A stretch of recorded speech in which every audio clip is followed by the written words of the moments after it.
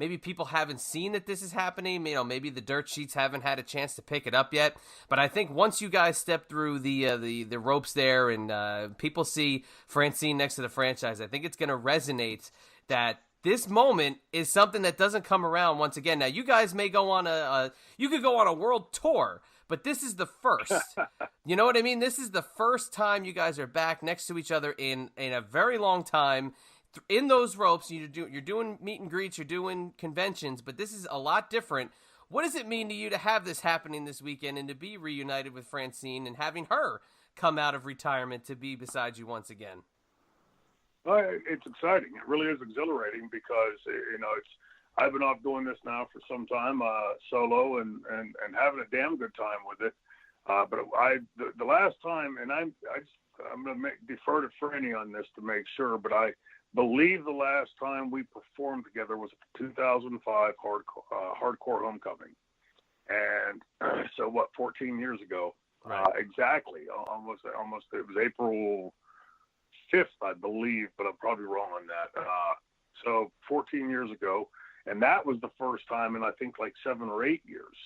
So to be doing it this weekend, she and I've been texting back and forth. I'll be departing Pittsburgh early tomorrow and picking her up at the airport up there, and we're going to spend the afternoon together and getting ready for tomorrow night. I was talking to Dominic, guy who was down yesterday for dinner, and was explaining to him, first of all, the learning curve for her was pretty steep, when she first was put with me, because, I can't imagine being, as young and green in the business as she was, and suddenly being placed in the main event match with the world champion. I would have probably vomited if you'd put me in that position at the same stage of my career as hers. But the thing that I can honestly say about Franny, long before she earned the Queen of Extreme name, she was a diligent learner, and she may not have at the time understood why she was interjecting at this point or that point, but she never missed a cue. Her timing was impeccable, and I knew that I could rely on her. We had a lot of nonverbal cues and a couple verbal cues, but we got so well connected, like on the same page, that she could see, like when I was starting to get winded and might need a break, and she would instantly pop in and take the spotlight for a second to give me 2 or 3 seconds to catch my breath, that kind of thing.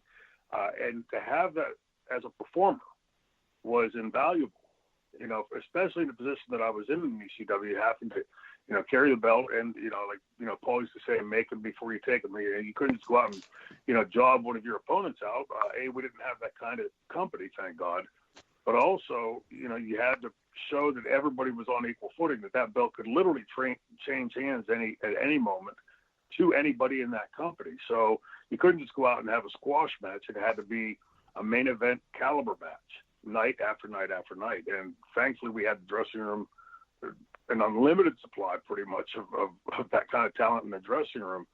But to do it night after night after night, and do it originally night after night after night, takes an awful lot of creativity and takes an awful lot of input. And to have Franny at ringside gave me just that much more of a tool. And I don't mean to say she's a tool, but it was such a useful tool for me to be able to rely on her and her timing and her understanding of what was going on in the ring at that time. So again, I don't think at the time she really even understood why she was interjecting at the time she was, other than that was at that moment she knew it was her cue. I don't think I can ever recall a time, like in something critical, that Franny missed the cue. And, when you don't have to worry about that part of it, the person you're performing with, you're worried about your own stuff, and now having to worry about somebody else's, that puts a ton of extra unnecessary pressure into the situation. And, Franny was always an uber professional. And just, we were starting this talking at the outset of the episode.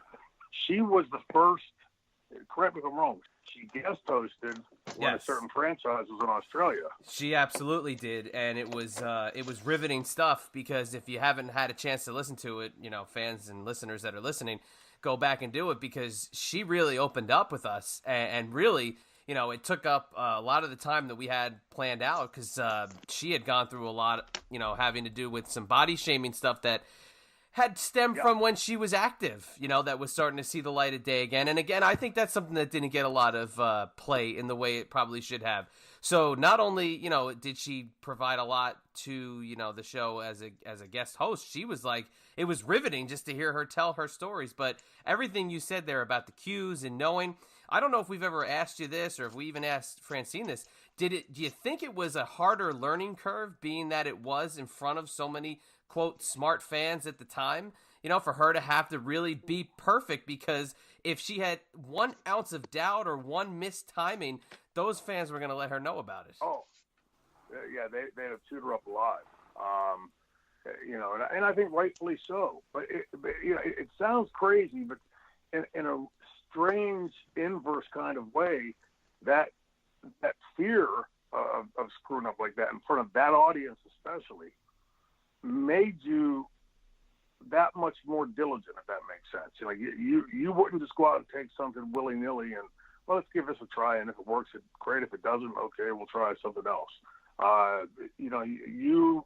You had to be on your your toes at all times, and there were a few times when yours truly made a few slip-ups, and boy, they let me know it immediately.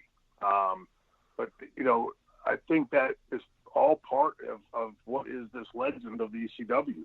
That the fans, when I say the fifth man, the sixth man on the bench, they really were because of that. And I can't imagine, like I said a second ago, I cannot imagine when I was,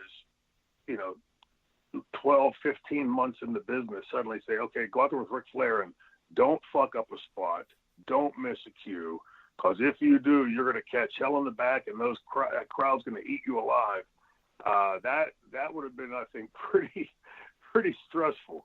And she handled it like a true champ, and augmented, both of us by ourselves, each of us by ourselves, our name in the business were a key part of ECW, but put us together, and it's like nitro and glycerin. There's the sum of the parts are certainly worth way more than the individual parts, and that's nothing to detract from either of the individual parts. But together, and plus there's so much history to it, right? I mean, the fans that so miss that style and what ECW brought to the table, Francine and the franchise were an integral part of that, as were so many people in that dressing room. But I think that's why it's had legs for so long. It wasn't the Shane Douglas show and all these other guys in the dressing room, or the Taz show or the Paul Heyman show. It was the ECW show.